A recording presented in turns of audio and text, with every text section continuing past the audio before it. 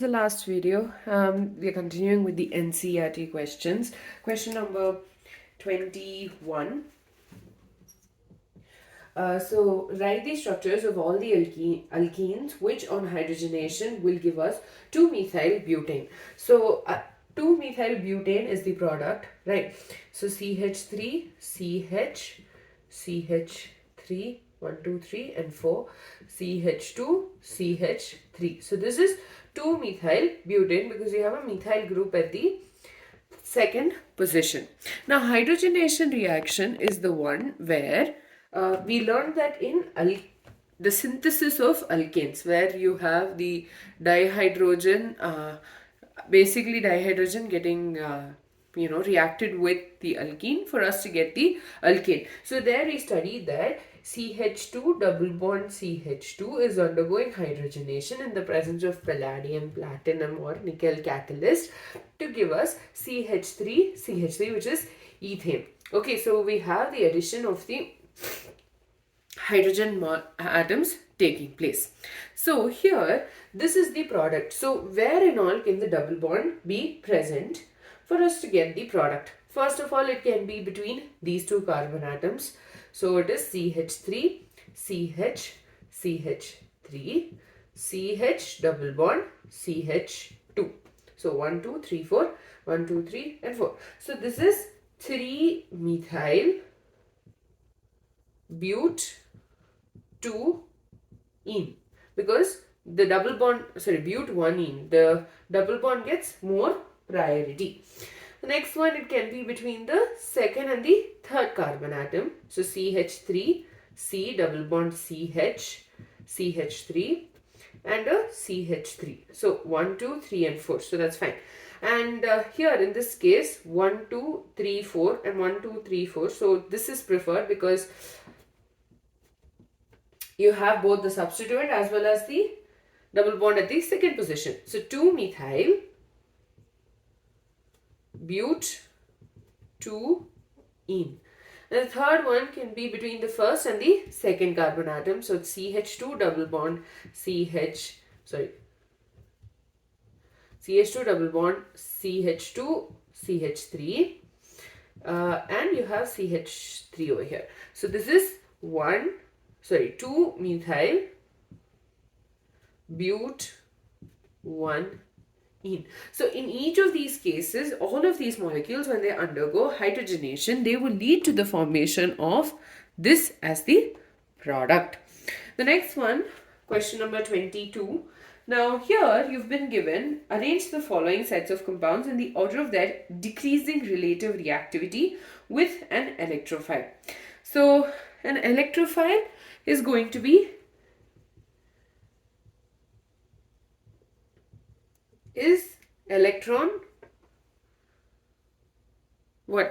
electrophile likes electrons, which means it is electron deficient.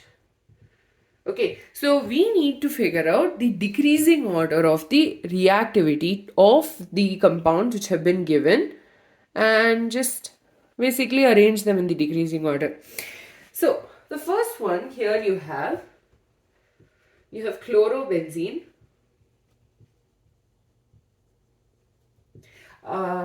2,4-dinitrochlorobenzene,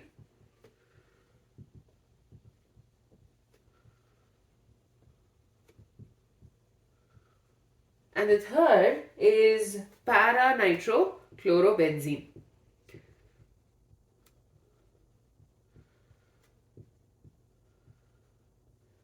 Okay, so if you can do it as it is, like you can arrange it in the perfect order with a proper reason, it's fine by me, you can go ahead. But I always prefer drawing the structure. So this is going to be the first one, that is chlorobenzene.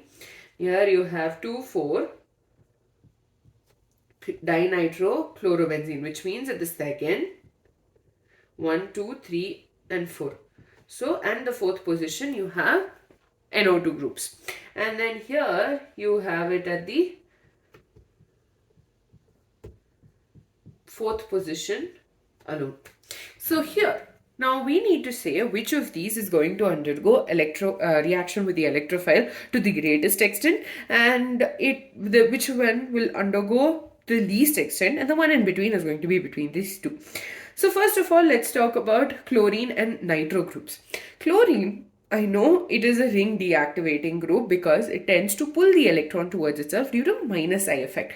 But even then, it is actually an ortho-para directing group because the electrons undergo resonance. Nitro group, on the other hand, is an electron withdrawing group. Okay, not only that, it is a meta-directing group, which means it is actually ring deactivating in nature. So based on that, we know that chlorobenzene is going to be the most reactive towards the electrophile. Okay, so I'll put the order over here. So first is going to be, the most reactive is chlorobenzene. Now, between this and this, here you have NO2 groups at the ortho and the para position, right? And here you have it at the para position alone. So obviously the extent of the electron, basically these two will make sure the amount of electrons present in the benzene ring will decrease to a great extent, which means they're going to make our benzene ring electron deficient, and so it makes it difficult for the electrophile to come and react. So this one is going to be the least reactive. So you have the most reactive and you have the least reactive. So the one in between is going to be para nitrochlorobenzene. So that's the order. The next one, which has been given, B. Okay, so it is toluene. They've given us toluene, and we've been given para C₆C, C₆H₄, okay, and you have para C₆3, C₆H₄NO2, and then you have the last one, which is para NO2, C₆H₄NO2. Okay, so first let's put in the structures. Here you have the toluene, which is a benzene ring with a CH3 group attached to it. The next one here you have is para CH3, C₆H₄, CH3, which means this, to this substituent, this one is at the para position. So you have two methyl groups at the para position. I mean the first and the fourth position. And then you have here, you have the NO2 group at the top and the CH3 group at the para position. The last one is going to be two NO2 groups at the first and the fourth position respectively. Okay, now we need to figure out what the reactivity is going to be. Now we know nitro group is electron withdrawing in nature, right? So if it's electron withdrawing, it will lead to a decrease in the electron density in the benzene ring. Methyl group, on the other hand, is electron rich, so it's going to give electrons, so it's ring activating and it's ortho-para directing as well. So it's going to increase the reactivity because it's going to make sure the electrons get pushed into the benzene ring. So keeping both of these in mind, first let's figure out between this and this. Now we know these two compounds have an NO2 group attached to it. So let's figure out which one is going to be more reactive. Now we are going to ignore these two because NO2 group is making sure that the ring is deactivated, okay, because there's a decrease in electron density compared to these two. So between these two, since this compound has two CH3 groups attached to it, this makes this compound more reactive towards the incoming electrophile. So this is done. Now, next you have a benzene with a CH3, and then here you have a benzene which has a CH3 and an NO2 group attached to it. Between these two, because of the presence of the NO2 group, this makes this one less reactive, and therefore this one is going to be a second compound.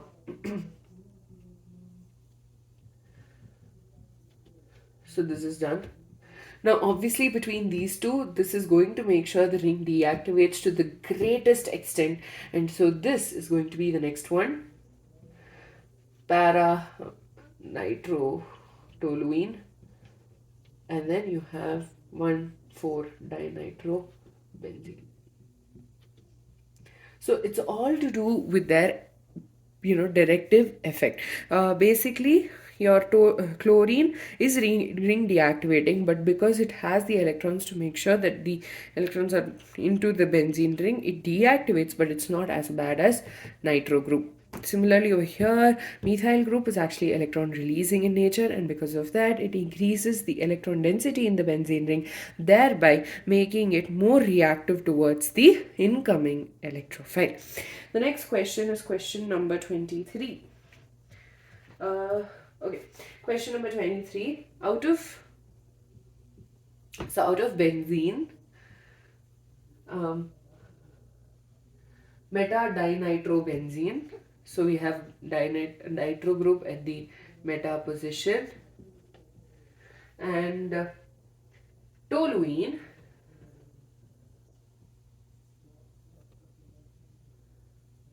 which will undergo nitration more easily. Now, this is just a very different way of asking the previous question itself. Which of these underwent a reaction with an electrophile was asked here. Here they're asking us which is undergoing a nitration reaction. Nitration reaction is basically an electrophilic substitution reaction. So, what we have to do is, we have to figure out which of these will undergo electrophilic substitution reaction to the greatest extent and which is going to undergo at the least extent. Pause the video here, try and figure it out on your own, and then play again, and maybe you can, and then that means you understood this concept. So out of NO2 and CH3, we know CH3 is electron releasing, NO2 is electron withdrawing in nature. So toluene is going to become the most reactive towards nitration reaction. Then, because benzene without any groups is going to be more reactive than this one, which has two NO2 groups present, and then you have the benzene, or rather the dinitrobenzene. So both these questions actually are asking you the same thing, just that the way they're asking it is different. I hope you've understood this. Now, next one, question number 24. We need to suggest other Lewis acids for other than anhydrous aluminium chloride, which is used during the ethylation reaction of benzene. So it's just a direct question. So anhydrous FeBr, if you remember FeCl3, and then you have SnCl4, BF3, all of these can be used instead of anhydrous AlCl3. The last question is question number 25. Why is Wurtz reaction not preferred for the preparation of alkanes containing odd number of carbon atoms? Now we need to illustrate this with an example of our own. Now Wurtz reaction, let me just write the reaction on the whole first. So basically it involves the reaction of an alkyl halide like CH3Br plus 2Na plus BrCH3. Now what is going to happen is NaBr is going to get eliminated, okay, and all of this is in the presence of dry ether for us to get CH3CH3 plus 2NaBr. So this is Wurtz reaction, and we discussed all of this in detail when we talked about the various methods of synthesis of an alkane. Now the question is, why are we not using this particular method for the synthesis of alkanes that have odd number of carbon atoms? Now, when we have to get a product with an odd number of carbon atoms, we need to take an alkyl halide having an even number and an alkyl halide having an odd number of carbon atoms. So for us to get, let's take for example, pentane. Okay, pentane is CH3, CH2, CH2, CH2 and 1, 2, 3, 4, 5. So this is what we want. Okay, now for us to get this product, we need an alkyl halide with 3 carbon atoms and an alkyl halide having 2 carbon atoms. Okay, fine, let's consider that. So CH3, CH2, so I'm taking an ethyl bromide and a propyl or bromopropane and a bromoethane molecule.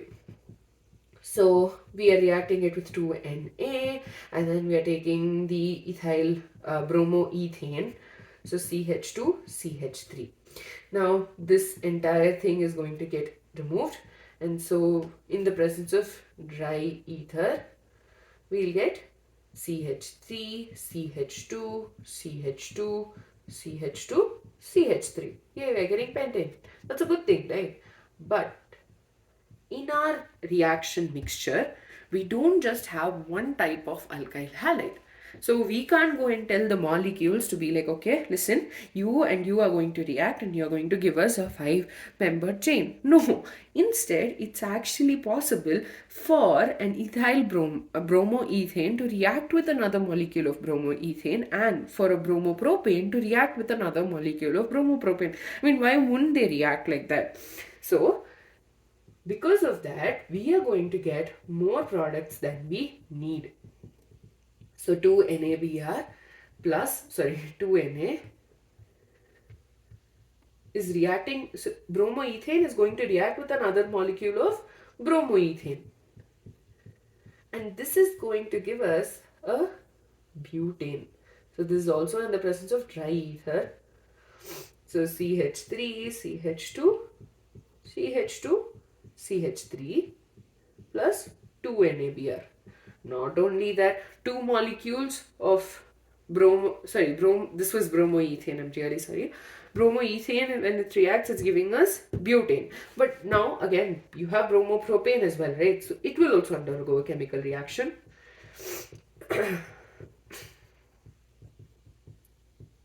2Na plus CHBr, CH2, CH2, CH3.